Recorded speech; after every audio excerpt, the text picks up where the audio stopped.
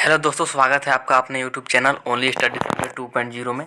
इस वीडियो में हम लोग क्लास 9 का सामाजिक विज्ञान का टर्म 2 का मॉडल पेपर को देखेंगे, सेट 1 का फुल सॉल्यूशन को। और आपको सॉल्यूशन का पीडीएफ भी मिलेगा। पीडीएफ हमारे टेलीग्राम ग्रुप में मिल जाएगा, उसका लिंक डिस्क्रिप्शन में दिया हुआ है। आप लोग जाकर के पीडीएफ ले सकते हैं, सॉल्यूशन के साथ पीडीएफ मिलेगा। तो इस वीडियो में क्लास 9 का सामाजिक विज्ञान का सेट 1 का फुल सॉल्यूशन देखेंगे। तो यहाँ पर देख सकते हैं कि कुछ सामान्य निर्देश दिए गए हैं जो कि आपको जानने जरूरी है, इसी आधार पर क्वेश्चन को बनाने हैं। देख सकते हैं कि कुल प्रश्नों की संख्या जो है वो 19 है। इसके बाद यहाँ पर देख सकते हैं कि प्रश्न 1 से 7 तक अति लघु उत्तरीय प्रश्न है। इनमें से 5 प्रश्नों को उत्तर देने हैं और हर एक के लिए 2 अंक निर्धारित है। 1 से 7 तक में 7 क्वेश्चन है, इनमें से 5 का उत्तर देना है और हर एक का 2 अंक है। लेकिन यहाँ पर मैं 7 को आंसर बताऊँगा क्योंकि एग्जाम में कोई भी क्वेश्चन आ सकता है। इसके बाद आगे इसी प्रकार है 8 से 14 तक। 8 से 14 तक भी 7 क्वेश्चन है। ये लघु उत्तरीय प्रश्न है और ये 3 अंक वाले हैं, जिसका कि आपको उत्तर 50 शब्दों में देना है। यहाँ भी 7 क्वेश्चन है, लेकिन आपको आंसर देना है 5 का। लेकिन मैं बताऊंगा यहाँ 7 का, ताकि आप एग्जाम में कोई भी क्वेश्चन आए तो आप लोग आंसर दे सके। इसके बाद इसी प्रकार यहाँ पर है 15 से 19 तक। 15 से 19 तक में 5 क्वेश्चन है जो कि दीर्घ उत्तरीय प्रश्न है और ये 5 अंक वाला है और इसका उत्तर 150 शब्दों में देना है। मैं 5 का उत्तर बता दूंगा, आप लोग आसानी से देख लीजिएगा। तो चलिए वीडियो को स्टार्ट करते हैं। वीडियो को स्टार्ट करने से पहले चैनल पर नए हो तो चैनल को सब्सक्राइब जरूर कर लीजिएगा और वीडियो को ज़्यादा से ज़्यादा शेयर कर दीजिएगा ताकि सभी को सोल्यूशन मिल सके। तो आप लोग का पहला क्वेश्चन जो है यहाँ पर देख सकते हैं कि जर्मन संसद का क्या नाम था। जर्मन संसद का क्या नाम था? तो जर्मन संसद का नाम राइक्सटाग था। राइक्सटाग था, आप लोग लिख लीजिएगा। इसके बाद आगे जो दूसरा का नंबर वाला क्वेश्चन, वैज्ञानिक वानिकी से क्या अभिप्राय है?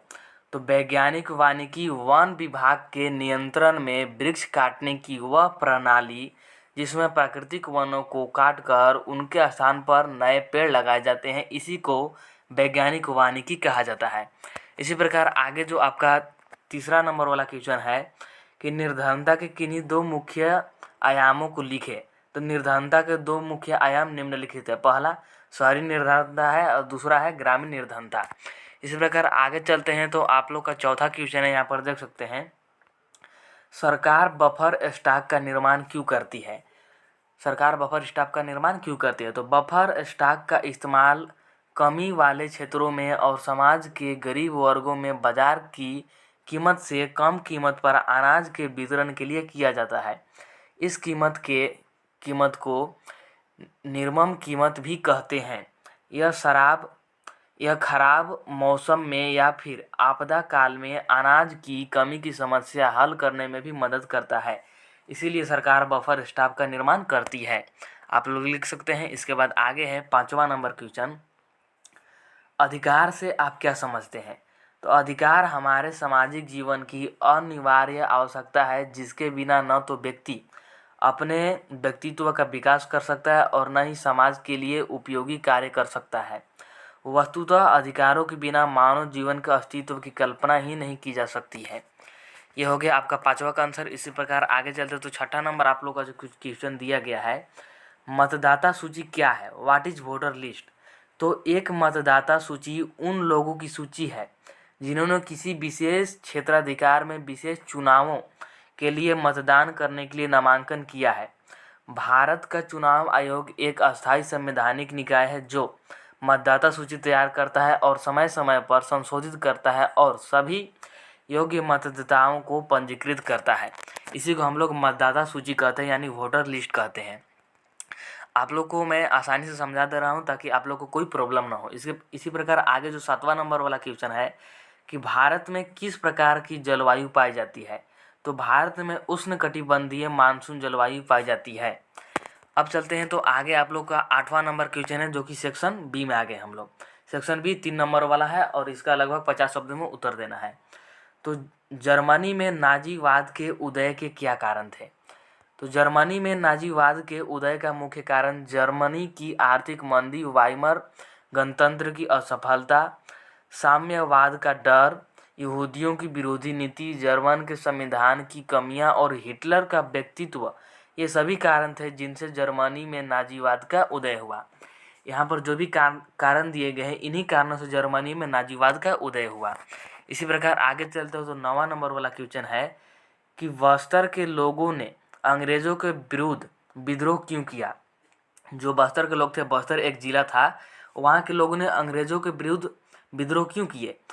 तो बस्तर में आदिवासियों ने ब्रिटिश सरकार के विरुद्ध 1859 में साल के वृक्षों को बचाने के लिए विद्रोह किया था, जिसे कोई विद्रोह के नाम से जाना जाता है। बस्तर में आदिवासी जनजीवन पूर्णतः वनों एवं उससे मिलने वाले वनस्पति पर ही आधारित है। वन और आदिवासी का अटूट गठबंधन हजारों साल पुराना है। इसी कारण बस्तर के लोगों ने अंग्रेजों के विरुद्ध विद्रोह कर दिया था।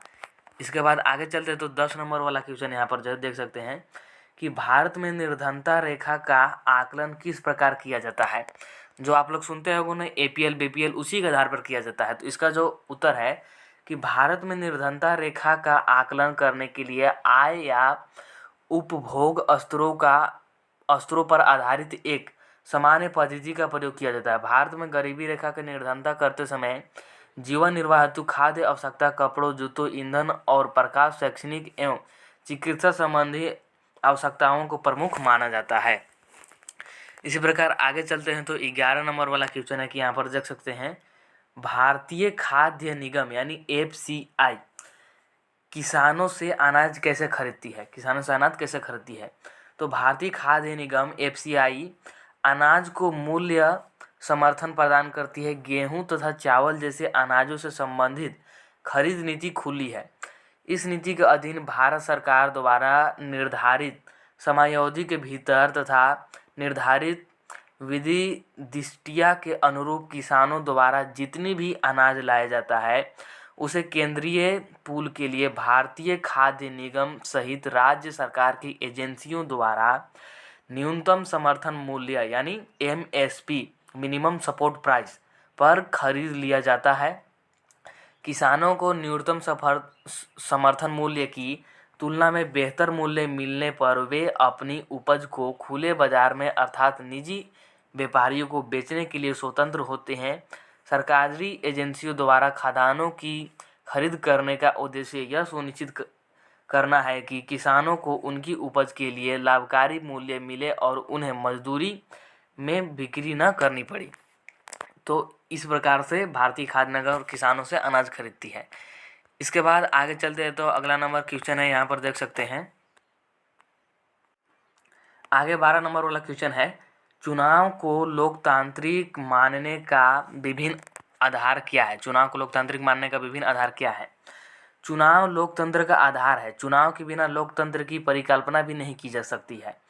एक तरह से लोकतंत्र और चुनाव को एक दूसरे का पूरक माना जाता है।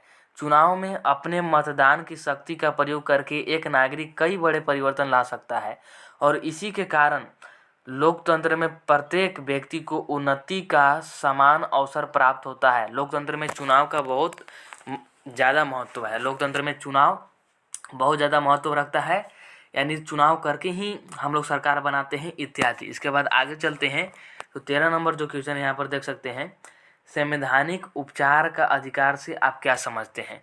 तो भारतीय संविधान के अनुच्छेद 32 के तहत संवैधानिक उपचार का अधिकार एक मूल अधिकार है जो प्रदान करता है कि व्यक्तियों को संवैधानिक रूप से संरक्षित अन्य मौलिक अधिकारों के कार्यान्वयन के लिए सर्वोच्च न्यायालय में याचिका दायर करने का विशेष अधिकार है। संवैधानिक उपचारों के अधिकार को मौलिक अधिकारों की आत्मा भी कहा जाता है, क्योंकि यह अधिकार दूसरे मौलिक अधिकारों की रक्षा करता है।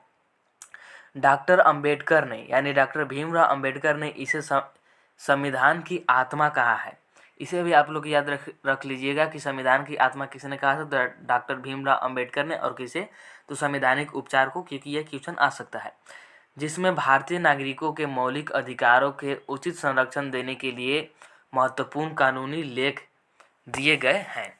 इसके बाद आगे चलते हैं तो 14 नंबर क्वेश्चन है कि भारत की जलवायु को प्रभावित करने वाले कौन कौन से कारक हैं। तो भारत की जलवायु को प्रभावित करने वाले कारक निम्नलिखित है। पहला हो गया अक्षांश, ऊंचाइयाँ एवं वायुदाब, पवन, समुद्र से दूरी, पश्चिमी विक्षोभ तथा महासागरीय धारा। इसके बाद हो गया भारत की जलवायु में मौसमी परिवर्तन के अनुसार पवनों की दिशा में बदलाव होता है। पवनें गर्मी में समुद्र से स्थल की ओर तथा सर्दी में स्थल से समुद्र की ओर चलती है। इस प्रकार भारत की जलवायु है। इसके बाद आगे है 15 नंबर वाला क्वेश्चन, यानी अब हम लोग सेक्शन सी में आ गए हैं। युद्धों से जंगल क्यों प्रभावित होते हैं? युद्ध से जंगल क्यों प्रभावित होते हैं ये बताना है। तो युद्धों से जंगल इसलिए प्रभावित होते हैं क्योंकि युद्धों की ज़रूरतों को पूरा करने के लिए लकड़ी की बहुत आवश्यकता होती है, जिसके कारण वनों को काटा जाता है। इसके बाद आगे है दूसरा कारण कि विरोधी सैन्य बल सबसे पहले भोजन, संसाधन तथा छुपने की जगह को नष्ट करते हैं। इन दोनों की आपूर्ति में वन काफ़ी सहायक होता है। जंगलों पर जापानियों के कब्जे से ठीक पहले डचों ने भस्म कर भागो नीति अपनाई, जिसके तहत आरा मशीनों और सागवानों के विशाल लट्ठों के ढेर जला दिए गए, जिससे वे जापानियों के हाथ न लग पाए। यानी इस प्रकार से युद्ध के दौरान वन पर प्रभाव पड़ता है। इसके बाद आगे है कि निर्धनता को दूर करने के लिए सरकार द्वारा शुरू किए गए किन्हीं 3 निर्धनता उन्मूलन कार्यों का वर्णन कीजिए। तो इसका आंसर देखते हैं। तो निर्धनता को दूर करने के लिए सरकार द्वारा शुरू किए गए 3 निर्धनता उन्मूलन कार्यक्रम निम्नलिखित हैं, जिनमें से कि है पहला, महात्मा गांधी राष्ट्रीय ग्रामीण रोजगार गारंटी अधिनियम 2022। यहाँ पर हो गया। इसका उद्देश्य ग्रामीण क्षेत्रों में आजीविका सुरक्षित करने के लिए प्रत्येक घर के लिए मजदूरी रोजगार कम से कम 100 दिनों के लिए उपलब्ध कराना है। इस स्कीम के तहत 4.78 करोड़ परिवार को 220 करोड़ प्रति व्यक्ति रोजगार उपलब्ध कराया गया है। इसके बाद जो दूसरा यहाँ पर है, दूसरा देख सकते हैं कि राष्ट्रीय काम के बदले अनाज कार्यक्रम। इसे 2004 में देश के अत्यधिक पिछड़े 150 जिलों में लागू किया गया था। यह कार्यक्रम उन समस्त ग्रामीण निर्धनों हेतु है जिन्हें मजदूरी पर रोजगार की आवश्यकता है और जो अकुशल शारीरिक काम करने के अभिलाषी है। इसका कार्यान्वयन 100% केंद्रीय वित्तपोषित कार्यक्रम रूप में किया जाता है और राज्यों को खाद्यान्न निःशुल्क उपलब्ध कराए जा रहे हैं। इसके बाद आगे है तीसरा नंबर, प्रधानमंत्री रोजगार योजना। इसे 1993 में शुरू किया गया। इस कार्यक्रम का मुख्य उद्देश्य ग्रामीण क्षेत्रों और छोटे शहरों में शिक्षित बेरोजगार युवाओं हेतु स्वरोजगार के अवसर सृजित करना है। इसके बाद आगे है, यहाँ पर देख सकते हैं आप लोग का 17 नंबर क्वेश्चन, जो कि है भारत में चुनाव आयोग की भूमिका का वर्णन करें। भारत में चुनाव आयोग की क्या भूमिका है, यानी इलेक्शन कमीशन ऑफ इंडिया। तो भारत में चुनाव आयोग की भूमिका निम्नलिखित है। आप लोग पॉइंट दे दीजिएगा 1 2 3 इस प्रकार से। तो चुनाव आयोग चुनाव की अधिसूचना जारी करने से लेकर चुनावी परिणामों की घोषणा तक पूरी चुनाव प्रक्रिया के संचालन के प्रत्येक पहलू पर निर्णय लेता है। जैसे अभी चुनाव चल रहा है तो इसका चुनाव कब होना चाहिए, चुनाव का रिजल्ट कब आना चाहिए, ये सब निर्णय कौन लेता है? तो चुनाव आयोग ही लेता है। इसके बाद आगे है कि यह आदर्श चुनाव संहिता लागू कराता है तथा इसका उल्लंघन करने वाले उम्मीदवारों और पार्टियों को सजा देता है। कोई भी इसका उल्लंघन नहीं कर सकता है, जो भी यहाँ पर नीतियाँ बनाई जाएंगी। इसके बाद आगे है कि चुनाव के समय चुनाव आयोग सरकार को दिशा निर्देश मानने का आदेश दे सकता है। इसमें सरकार द्वारा चुनाव जीतने हेतु चुनाव में सरकारी मशीनरी का दुरुपयोग रोकना या अधिकारियों का तबादला करना भी सम्मिलित होते हैं। जैसे पहले क्या होता था कि पहले दल बदल जाता था, मतलब पहले कोई नेता इस दल में था तो जाकर के दूसरे दल में मिल जाता था, लेकिन चुनाव आयोग ने अभी इसे माना कर दिया है। इसी प्रकार का निर्णय लेने के लिए चुनाव आयोग बनी है। अब आगे चलते हैं। तो चुनाव ड्यूटी पर नियुक्ति अधिकारी सरकार के नियंत्रण में न हो चुनाव आयोग के अधीन कार्य करते हैं। आगे चलते हैं। तो आगे आप लोग यहाँ पर 18 नंबर क्वेश्चन आगे देख सकते हैं कि भारत में वर्षा ऋतु की विशेषताओं का वर्णन करें। तो भारत में वर्षा ऋतु जून के प्रारंभ से लेकर सितंबर के अंत तक माना जाता है। इस समय सूर्य कर्क रेखा पर चमकता है और वायुमंडल की अवस्थाओं में बड़ा परिवर्तन होता है। उत्तर पश्चिम भाग में निम्न वायु दाब के कारण हिंद महासागर से बहने वाली पवनें यहाँ आने का प्रयास करने लगती है। वह धीरे धीरे मानसून पूरे भारत में फैलने लगता है दक्षिण पश्चिम मानसून पवनें दक्षिण प्रायद्वीप की स्थिति के कारण दो शाखाओं में विभक्त हो जाता है। इसमें एक बंगाल की खाड़ी, दूसरी अरब सागर की शाखा के नाम से भारत में प्रवेश करती है। इसके बाद यहाँ पर आप लोग दूसरा पॉइंट लिख सकते हैं, अरब शाखा का भारत में अधिक विस्तार होता है तथा बंगाल की खाड़ी की शाखा का सीमित भाग ही भारत में प्रवेश करता है। सीमित यहाँ पर भाग नहीं होगा, भाग होगा। शेष भाग म्यांमार, थाईलैंड व मलेशिया की तरफ चला जाता है। मानसून का चलना 2 से 4 महीनों तक रहता है। लौटते समय या और भी धीरे धीरे चलता है। सामान्यतः उत्तर पश्चिम भारत में अक्टूबर के प्रारंभ में तथा शेष भारत नवंबर के अंत तक लौटता है। अरब सागरीय शाखा सीधे पश्चिमी घाटी को पार करते समय यहाँ पर देख सकते हैं, पार करते समय दक्षिण के पठार के पूर्व की ओर उतरने पर यह पुनः गर्म होने लगती है, यानी पुनः गर्म होने लगती है। अतः पठार के भीतरी भागों में कम वर्षा होती है। इसे वृष्टि छाया का प्रदेश कहते हैं। इसे क्या कहते हैं? तो वृष्टि छाया का प्रदेश यानी रेन शेडो एरिया। इसके कारण दक्षिण में इलायची की पहाड़ियों पर वर्षा बहुत कम हो जाती है। तमिलनाडु में अक्टूबर से दिसंबर के मध्य तक बहुत अधिक वर्षा होती है। इसके बाद आगे अगला पॉइंट में आप लिख सकते हैं कि बंगाल की कड़ी नहीं, यहाँ पर खड़ी, बंगाल की खाड़ी का मानसून अत्यंत वेग से वर्षा करता है।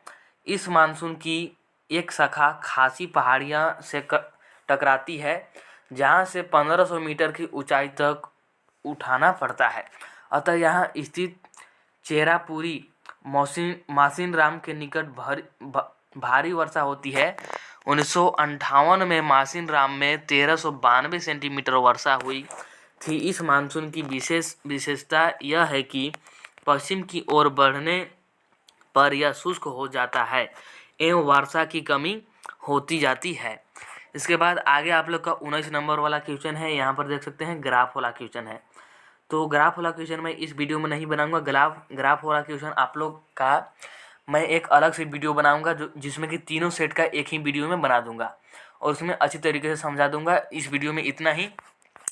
तो ऐसे ही वीडियो के लिए चैनल को सब्सक्राइब जरूर कीजिएगा और वीडियो को ज़्यादा से ज़्यादा शेयर कर दीजिएगा ताकि सभी को सोल्यूशन मिल सके। और आप लोग को सोल्यूशन के PDF भी मिलेगा, यानी यहाँ पर जो आप लोग PDF देख सकते हैं ये सोल्यूशन वाला, ये PDF भी आप लोग को मिल जाएगा। इसके लिए आप लोग हमारे टेलीग्राम ग्रुप को ज्वाइन कर लीजिए, वहीं पर आप लोग को PDF दे दिया जाएगा। तो वीडियो देखने के लिए थैंक यू सो मच।